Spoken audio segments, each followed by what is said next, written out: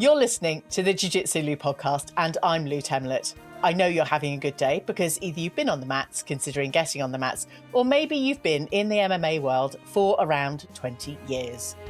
I'm so happy you're here listening or watching this episode. Please don't tap out before the end.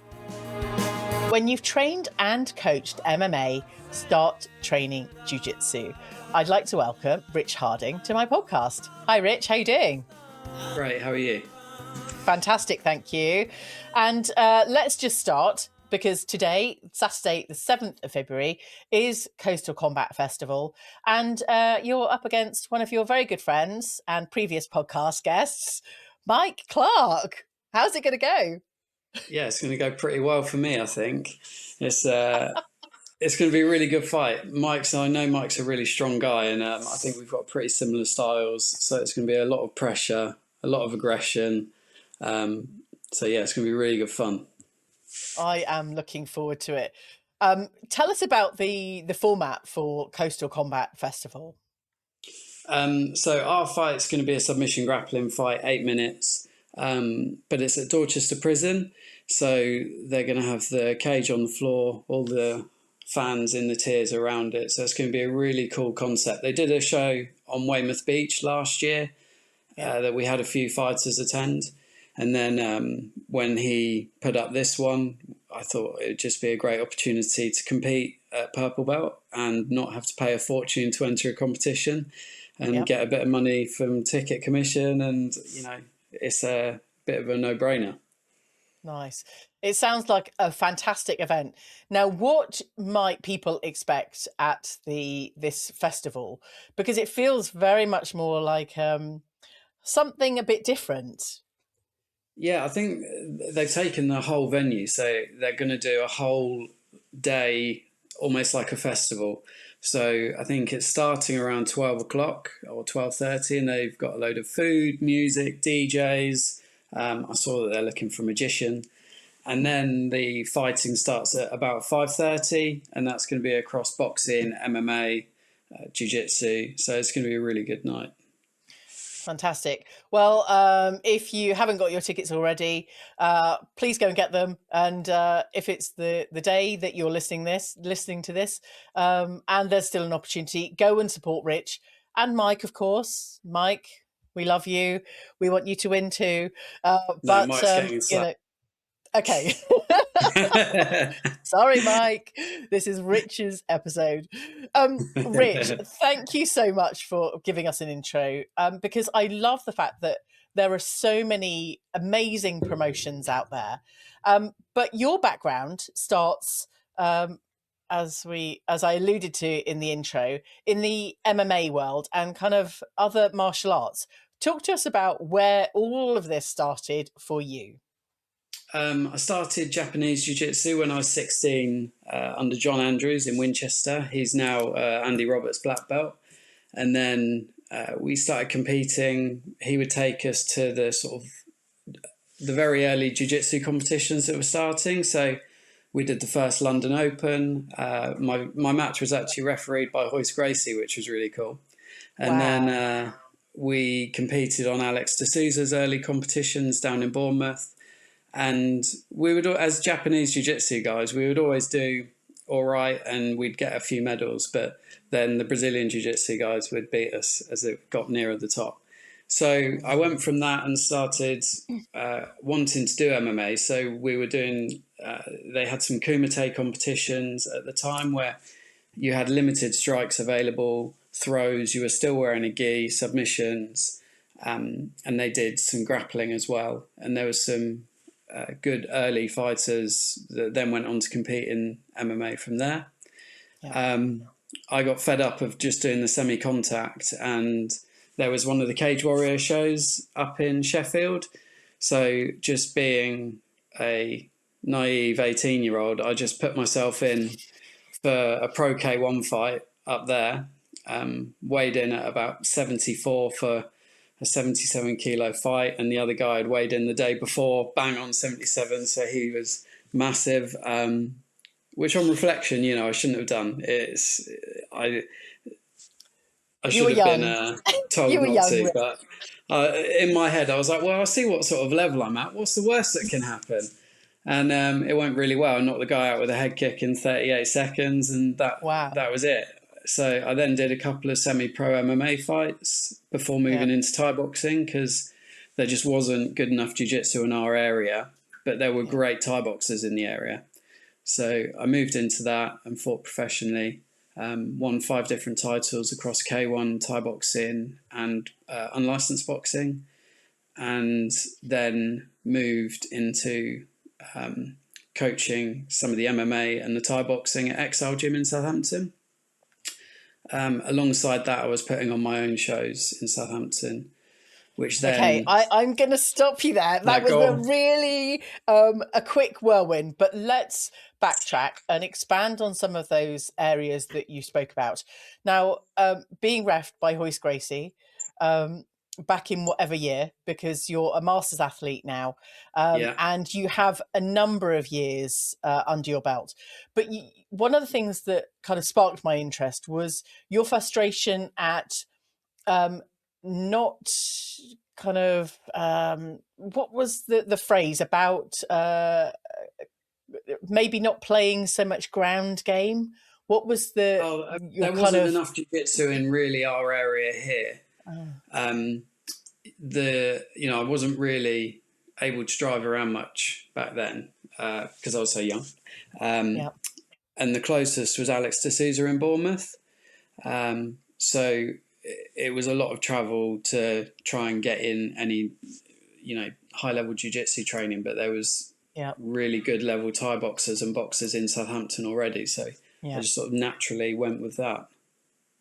What was it about your kind of early competing that you felt like some of the, I guess looking in hindsight now, looking back at some of your early matches, knowing that you didn't have the Brazilian Jiu Jitsu, when you came up against Brazilian Jiu Jitsu athletes, competitors, what did you feel you didn't have in your Thai boxing, kind of other martial arts game that held you back? In what sense? In my fights? Yes. So for the jiu-jitsu fights, it was more that the Japanese jiu-jitsu just doesn't cover the level of detail that Brazilian jiu-jitsu does. So you'd catch some submissions, but then their technique, once you were getting to the meddling areas, the better guys would just be much more technical. Okay. Now, I've had a couple of guests on talking about Japanese jiu-jitsu prior to now, Ian Rossiter being one of them, back in the very early episodes of the Jiu-Jitsu Lou podcast. But give us a quick insight into, a re-insight into what Japanese jiu-jitsu was or is. It was very traditional, so there'd be like your sort of horse stance cross blocks and, the real traditional sort of stuff. There'd be some weapons stuff and it would cover all of that, but it did include striking, and it did include the groundwork, and it did include the throwing. So I was very lucky that John would teach it very much like an early MMA. We'd have the head guards with the grills on, so he'd allow us to headbutt, he'd allow us to elbow, knee to the head. So it really was a good grounding for MMA for us. Yeah. It does sound, from my limited Brazilian Jiu-Jitsu experience, it sounds exactly like that. A slice of MMA, a bit of some other kind of judo, and other martial arts that might not have the kind of depth of competitive spirit that MMA, Brazilian Jiu-Jitsu has. But like you say, a grounding for what was kind of coming your way with MMA. Yeah, absolutely. Talk to us about when you started MMA and your kind of introduction into Cage Warriors. Yeah, so as I say, it was literally like a day and a half notice on the old Cage Warriors forum, internet forum at the time. They'd had someone that had pulled out and they needed an opponent for the local guy. And What year are we talking about, Rich? Well, what year are we talking about, just for context? I'm going to have to get my calculator out. What are we on? 2026. Because we're talking about forums. Early and obviously 2000s. It's Okay. got to be like 2001, 2002. Yeah. So yeah, me and my friend Simon, who was helping me, we just went up there, and the coach of the Roughhouse fight team, we knew one of the guys there, David. So the coach of the Roughhouse, he got the coach of the Roughhouse fight team to wrap my hands, but he only had enough wraps left for one hand. So he was like, "Which hand do you hit people with?" So I was like, "I'm left-handed." So I went in with my left hand wrap, my right hand not, and just went for it and won. Amazing.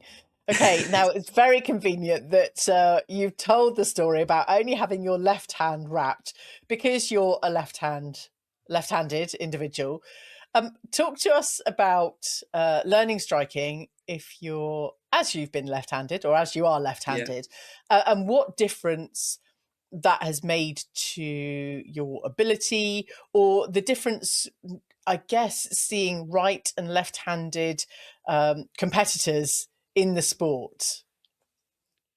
I think for striking, being left-handed has been a massive blessing for me. So I learned under Dean Kendall in Southampton, who's one of the best Thai boxing coaches probably in the country now, not just the south of England, probably in the country. The wall of the gym there is just covered in title belts from all of the different fighters. So he very much taught me differently to the others, to use my range differently, to lead my combinations differently. And absolute blessing, really. And did that set you apart from other competitors, do you think, more so than anyone else? I think it let me have a bit more of an exciting style sometimes, because you could see the guys that I was going up against struggle with my range. I was very accurate. It's like some people would hit harder, but I was always very accurate with my strikes. So I knocked down almost every person that I fought, and I stopped about half the people I fought. Even the fights I lost, I knocked some of them down during it. So I always had really good, entertaining fights. What was it about? I'm going to dig in. I don't know anything about Thai boxing, Rich, so you need to educate me a little bit. Why was your range so much better as a left-handed athlete, competitor, than anyone of your opponents? So you just feel a lot further away because your lead foot is suddenly... So the lead foot for a right-hander being their left foot forward, with my left foot back, suddenly I feel so much further away. So I could just feed them onto shots quite easily, because they would either be too close to me or too far away. So I could either pick them off or catch them on the way in, or just blitz in myself while they were still trying to work out my angles. So a lot of the knockdowns I got were very early on. I'd just walk across and just go for it.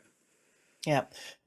The reason I'm kind of nodding and partially understanding, where I train at the moment under Lee Remedios over at VT Jiu Jitsu in Chippenham, he is obviously very expert in the MMA field, and there is an MMA class which I don't yet attend, but a number of the other women are talking about kind of leading with their left foot. So I'm kind of starting to get a bit more of an understanding if you're a right-handed MMA fighter. Is that right? Yeah, that's right. Left foot forward, yeah. And you're really lucky having Lee to train under. Lee's a fantastic coach. I was lucky enough to do a couple of seminars with him when I was probably about 17, and he'd moved up north and was training full-time up there. And it was a real early role model for what we should all try and train to. Amazing. So you've had your exposure to UFC, connecting Lee and yourself. Talk to me about how you've been involved from a UFC perspective, Rich. Very on the fringes, but some of the Roughhouse fight team, Paul Daly was one of the top UK fighters, one of the top guys in the world, and he was down here for a little while. So I was always making sure each week I could go and spar with him, and then I just stayed in contact with him. So when he moved back up to Nottingham, I would just, every time I was training for a fight, I'd go up there, and every time he was training for a left-handed fighter, I'd go and help him.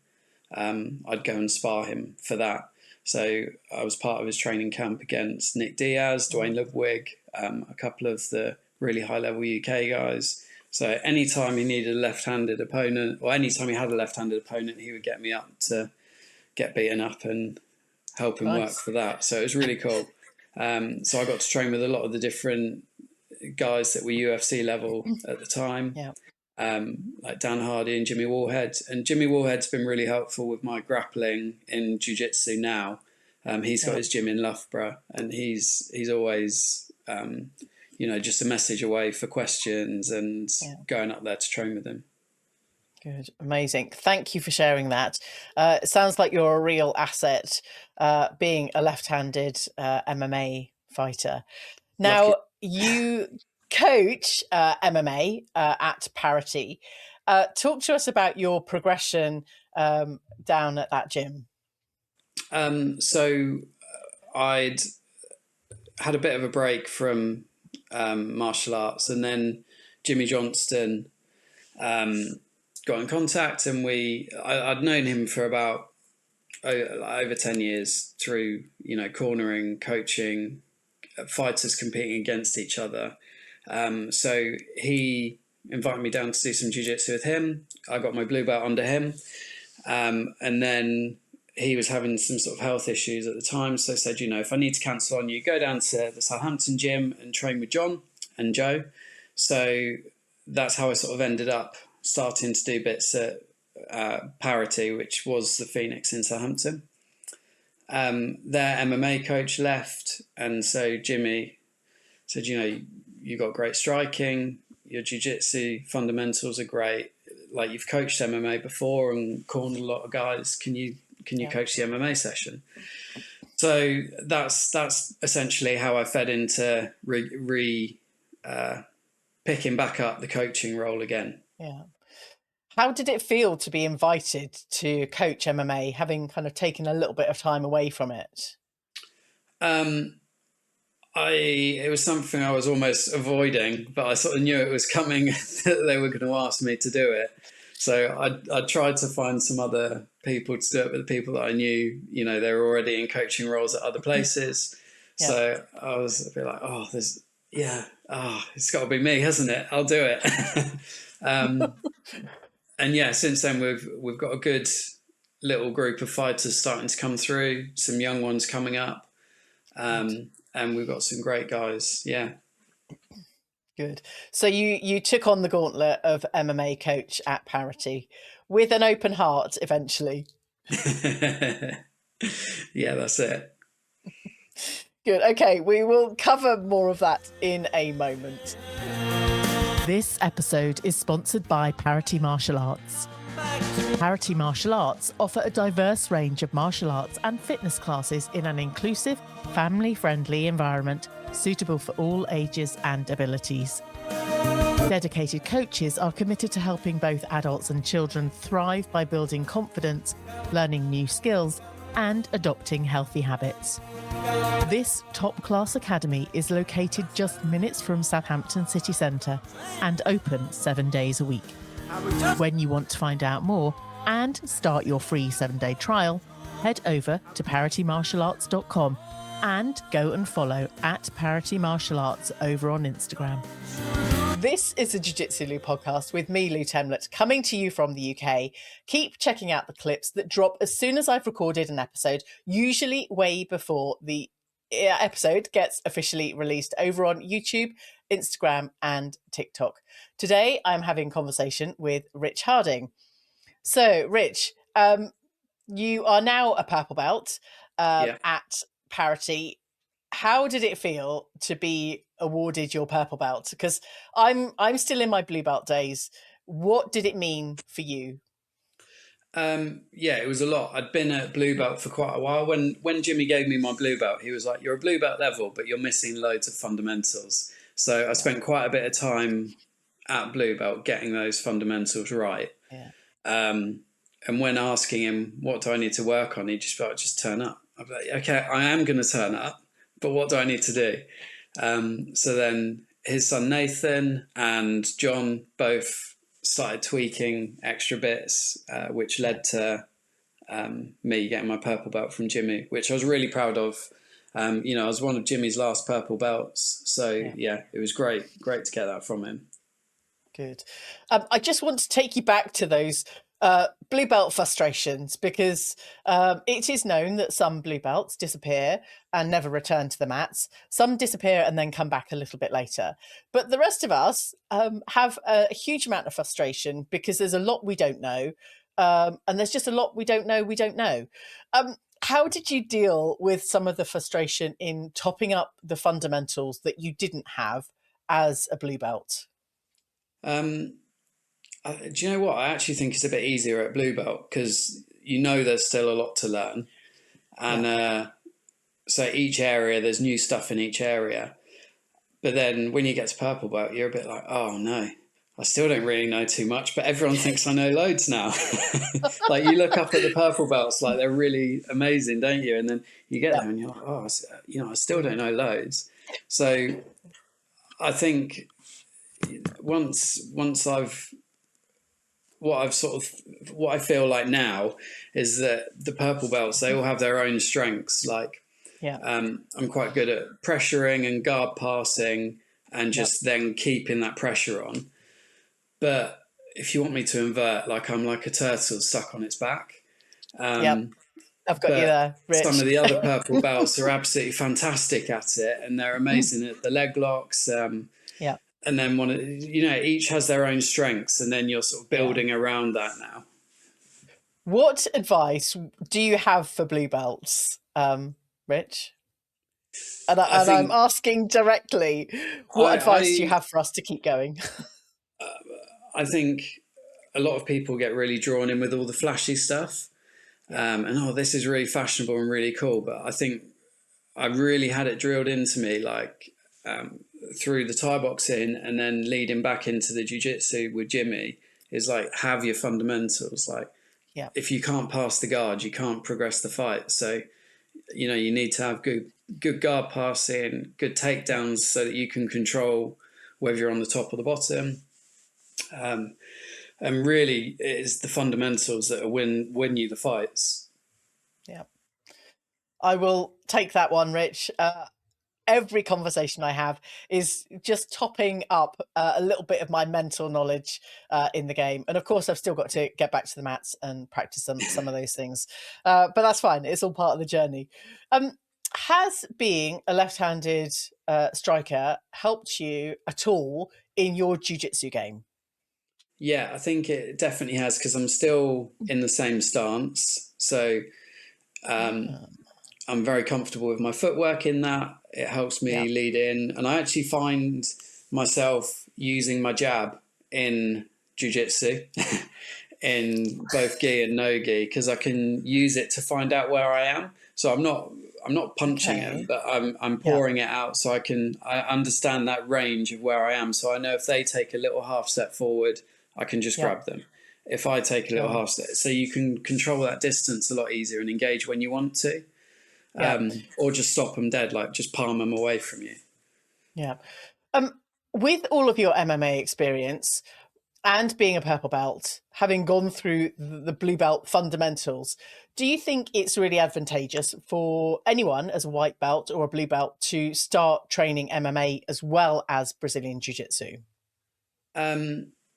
I think it very much depends on the individual's goals. I think for longevity, jiu-jitsu is a lot better. Striking really takes its toll on the body. Jiu-jitsu takes its toll in its own ways, but all the repeated strikes to the head that you get in boxing and Thai boxing do take its toll on you over the years. And getting leg kicked, you can't go to the gym for the next few days to do your squats or, things like that. So I find the injuries are on a different sort of tangent. But I would say if the goal is to be a good grappler, do your jiu-jitsu and your no-gi jiu-jitsu. And then I think it's easy to pick up some striking. Okay. I'm trying to work out whether it's something I attempt and find out a little bit more about, or whether I just put it to the side. But it feels like maybe there's some benefit. So I may well try and get to one of our MMA classes, or even come and visit Parity for one of your classes. Yeah, absolutely. Rich, tell us about your coaching at Parity under the wonderful John and Josie. Yeah, they're great. They've made such a great little community at the gym there. So everyone's really helpful to each other, and it's just a nice place to train. The MMA class that I do is on a Thursday, and we split it between doing some striking, and then it'll either be wrestling or some jiu-jitsu, sort of no-gi jiu-jitsu with some strikes incorporated into it. And then there's an MMA sparring session afterwards taken by one of the other guys. So I really focus on the technical aspects of it and some of the conditioning. Okay. And do you spar MMA yourself now? Is that part of your repertoire of a weekly basis? Not weekly, because as I say, the sparring class is after mine, and I'm more trying to coach them into it, and so that I can oversee them rather than being in it with them. But yeah, some of the sessions I'll jump in as well and get stuck in. Depends how bad my day's been. So if it's a good day, do you take part, or if it's a bad day, do you take part? If it's a bad day, we'll never know. Okay, that's fine. Just so we know where you sit, Rich. Now, I just want to kind of come back to your competitive jiu-jitsu games and bringing your MMA stance and everything else. What else do you bring to Brazilian Jiu-Jitsu, competitive Brazilian Jiu-Jitsu in your game that kind of sets you above anyone else for you to walk away with a win? I'm not sure anything really sets me above, but I think a lot of it is very mental, isn't it, in competing? And someone with good technique can be beaten by someone that wants it more. So I think that mental process of preparing for a fight, I treat my jiu-jitsu matches the same as I would when I was Thai boxing. So I'll go through that mental process of getting myself ready for a match, so that when I go in, I can go in very aggressive and focused, and keep that pressure, keep that moving forwards, and just try and be as relentless as possible and break them down that way. Yeah. I like the fact that you're bringing your mental game to this. We're recording this around the middle of January, and I was visiting my dad the other day, over the weekend actually, and Crystal Palace, and he was playing. I'm going to sound terrible now. I wanted to kind of bring the energy of football, like even the underdog can win as a team, win a match because they want it more, or whatever, mentally as a team, kind of are bringing it together. Now, Parity, John or Joe, I should say, run ENYO, and that's very much a team effort. I do want to put Joe at the top of that because she is the founder of ENYO Grappling, women's only submission grappling, and she's done an absolutely fantastic job.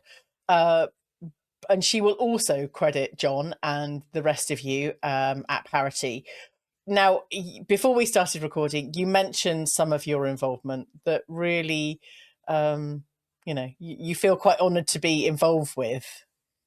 Yeah, I think she's putting on a great product, and the show itself is fantastic. The girls all go in, across MMA, Thai boxing, grappling, the women's fights are always exciting. They always go in and just absolutely have it. And I help Joe, like if I can get there for the setup, I will, but I generally help on the day with any sort of operational bits. and running between the runners and the producers to make sure everything's still on time and any other little things that might crop up during the day as well. So I've got a lot of event experience, so I just try and lend that to Joe as much as I can in whatever way I can. I'm very much looking forward to ENYO 8, which is happening on Saturday, the 4th of April. That is correct, isn't it? Is it Saturday, 4th of April? Yeah, I think so. Yeah, it's going to be a Saturday, isn't it? I've got my tickets already, so I should know. But it feels like quite a way away. But I always love the ENYO events. Like you say, the women bring the fire, and particularly those young athletes coming through is just incredible. It's almost another level. There's one of them that competes on it, actually. I think she deserves a bit of a name drop, is Gabriella Kulga. She's a purple belt, and the first time we saw her on there, me and Jimmy were watching, and we were like, I don't know if you want swearing on this or not, but we were like, bloody hell, like she's nearly ripped the girl's head off. Like she just launched her down, and I follow her on Instagram, and her throws are incredible. So I always yes, they are. Gabriella Kaliga. I've experienced sparring with her, and I've seen her on a number of shows. She does have an incredible judo background. You're right, she does need that name dropping, and I'm hoping to be able to chat with her again before the ENYO event. Is there anyone else you've seen kind of coming up through the ranks that you've noticed over the years at ENYO? Yeah, I mean, we've got Alexis at our gym. She's fantastic. If you could put her work ethic into everyone that you wanted to fight, they'd all be winning. Like she works so hard. She's always either in the gym or doing weights, conditioning. She just is like a sponge, just soaks it all up. And there's been a sort of team of us around her helping her develop like her pressure and her aggression. And when she gets like in that right mind frame, like she's amazing. So she's definitely gonna be one to watch as she gets older. Fantastic. I was able to speak to her and her dad for the last ENYO podcast. And you're right, she really did echo the work ethic. And I know she did some work experience down at Parity, and Joe has also mentioned her. So there are just some incredible females coming through that you're right. We need to observe and see how their career progresses through the jiu-jitsu world. It's incredibly exciting. What do you have coming up after Coastal Combat in your competitive lineup for 2026, Rich? For me, it's some recovery. Seeing as this is going out on the same day as the show, it's no spoilers to Mike, but I've been really struggling with back pain over the last sort of 6-7 months. And so I've had some MRIs and I've got some discs bulging onto the sciatic nerves and things. So I've been struggling to keep the strength as I normally would. So I've had some injections in it already to try and keep me strong enough to get to the fight, which haven't really done much anyway. So, but yeah, we're going to go in there, absolutely scrap it out with Mike, and then have a bit of recovery time. I think you're both going to be, I think you're both going to be recovering. I was listening to his recovery plans, being active in recovery. Is that going to be your kind of recovery plan? Are you going to, hit Mike up for some recovery? I mean, I'll still be coaching the MMA. We've got one of the young guys, Jacob. He's got his that I teach MMA. He's got his first Thai fight in a few months' time, so I'll be preparing him for that. We've got Deegan at the gym, who's a purple belt. He's an absolute savage. He's been struggling with his health a little bit over Christmas, but hopefully we'll get him back fighting fit. One of our guys has just moved away, and we've got another few coming through. So I think it's going to be more a bit of recovery for me and just helping bring on the younger ones. But I think it's really important to compete at each belt level. So I'm happy that, I'm competing at purple belt and, against a brown belt. So it's going to be a really tough fight, but a great one to have. Yep. It will be. Now, before we started recording, you'd mentioned you cornered over 1,000 fights. Yeah, it's got to be around that. How has your journey been in cornering, and what kind of what skills does someone need to help or to corner a match? If you'd have asked me like 6-7 years ago, it would have probably been a bit of a different answer. But the cornering across grappling, boxing, MMA, Thai boxing, K1, reading like the flow of a fight and the feel of a fight, and understanding what your fighter needs in a specific moment. Like, it's not all that highlight reel just shouting at your fighter in the corner, like one more round sort of shit. You've really got to feel what they need. Like, some of them need telling how well they're doing and how pretty they are. Oh, you're doing great. Like, others need that sort of slap around the face and that pick up, and it might change during the fight. I've had guys where the first 2 rounds they've been winning it, and it can be a very like constructive, you're doing this but I need you to do that, and you're bringing the energy level down, and then suddenly you can feel them dropping and you need to stop them doing that and catch them and fire them back up and almost make them more scared that you're going to tell them off for not doing it, and so they just fire it up and go back out again. It's understanding that, and also their safety, understanding the level of the fights that it's at. Like, if it's an amateur fight and he's getting, his ass handed to him, there's absolutely no shame in stopping the fight as a coach and reviewing what's happened and putting them back out again in a few weeks' time, without being injured or without having like their arms strained in a submission or being knocked out. And I think that, at a pro level, you might let it go a bit longer. But it's understanding your fighter and what they can actually respond to, and when you need to chuck the towel in and call it a day. I think that's really important as a coach. Yeah. What has given you the biggest insight in how you corner, in terms of your kind of MMA experience? What has been the kind of pivotal change? Because you mentioned about your answer being maybe different 6 or 7 years ago. What was the change for you? Well, I used to promote shows as well, and we were doing Thai boxing, MMA, K1, and we were basically getting all the local guys in Southampton and matching them against tough gyms from around the country, and then we'd highlight it with like a couple of foreigners flying over for some, key matches. And one of our girls from Southampton got knocked out and had a brain bleed where, she died from that. So that was my last show that I put on. We had a lot of media coverage on it, and a lot of,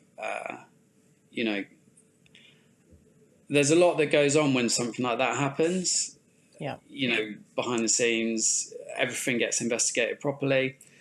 There's a whole process with it. That process took over 3 years. Wow. Which is what led Jimmy to, invite me down to start doing jiu-jitsu. It's worth noting as well, that was only one knockdown in that fight. And it was just it was ruled from just how she'd taken the shot. But she was from our gym in Southampton, and she'd previously trained at Impact in Salisbury. So I know, it was really felt in the local community. But it just really makes you aware of, actually, we think we're all going into these things and you're going to have a tough fight and you come back out. And as a fighter, you're going in expecting to win. But you got to be aware that these things could happen. And I think a lot of coaches can take that for granted as well sometimes. So I always really make sure, I always have done, make sure the fights are always really well matched. But I really do not put a fighter out unless they're ready for a fight. So if I'm stood in a fighter's corner, it's because they're ready. which hopefully brings them a bit more confidence as well. If I'm there, it's for a reason. Thank you for sharing that. And it must have been an incredibly difficult time, but actually your kind of understanding and how you're kind of progressing in terms of cornering now, it sounds like it's, with as much care and consideration for the fighter, especially in amateur events, which I think is really good. Yeah, I think something like that you don't just stop thinking about it. Like, it's something that I do sort of think on every day. You match up these fights and things like that. And yeah, so it's definitely stuck with me. Thank you again. And I love how you are kind of understanding and learning about your fighters that you are, or opponents or whoever you're cornering, and seeing the flow, being able to kind of give them the feedback that they want or that they need, I should say. Have you ever experienced the person who you're cornering not being able to hear you, Rich? Yeah, you do get that on some fights. I was up in Darlington with Bryony Tyrrell, and she was fighting Lanchana Green, and Bryony had lost I think she'd lost one round. The second round was really close, and I was just like, you need to knock her out. Like, you need to finish her, and just really fired her up. And she went back out and just absolutely smashed Lanchana for like the third round. And it was just such a good fight, but there was no way she could hear me. The whole place was going insane. And you get that on quite a few of the shows, especially like the smaller venues.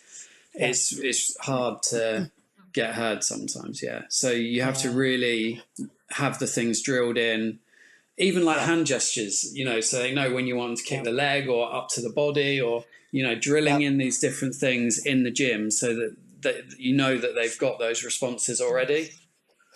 That's really good, because to hear that it's not just me that can't hear my coach, but I'm also quite short-sighted, Rich, and any other.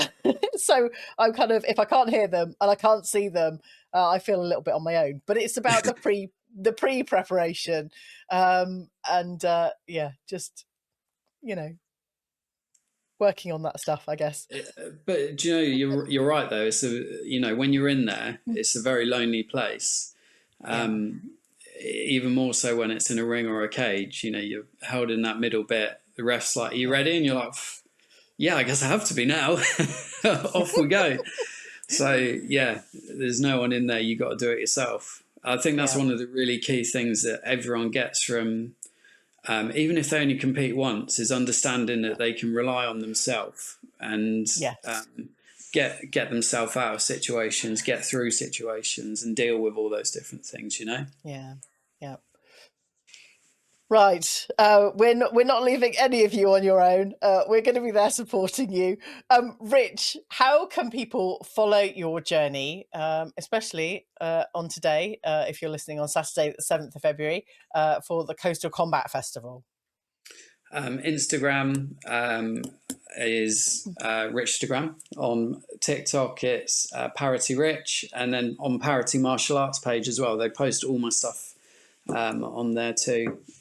John and Joe are great at shouting about all the students and everything that we're all doing. So that's the best way. Amazing. Rich, thank you so much. I wish you many more 1,000 cornering opportunities. Good luck for the rest of today. And also, it will be fantastic to meet up with you for the ENYO 8 event on Saturday, the 4th of April. And if you don't have your tickets already, go and get them for all of the invitationals. Just continue to support all of these events, because they need us to continue going forwards. Rich, any last notes or advice for anyone? Do you know what it is like? What Jimmy used to say is just keep turning up, keep turning up, get a plan for what you want to do, and be coachable. I think that's one of the really big things, isn't it? Be coachable and listen. Yeah. And listen to this show, of course. Absolutely. If you've got this far. Rich, thank you so much. I look forward to catching up with you again soon. Yeah, and you, thank you. Thank you so much for listening to this show. I hope you enjoyed this episode. Thank you for telling your friends about this show. And as soon as this episode ends, I'd really appreciate you dropping the show a rating and a review. And remember, if you're not yet subscribed on YouTube or any other podcast platform, please help me reach over 1,000 subs on YouTube in 2026. Thank you again for listening. Catch you on the next episode of the Jiu Jitsu Lou podcast.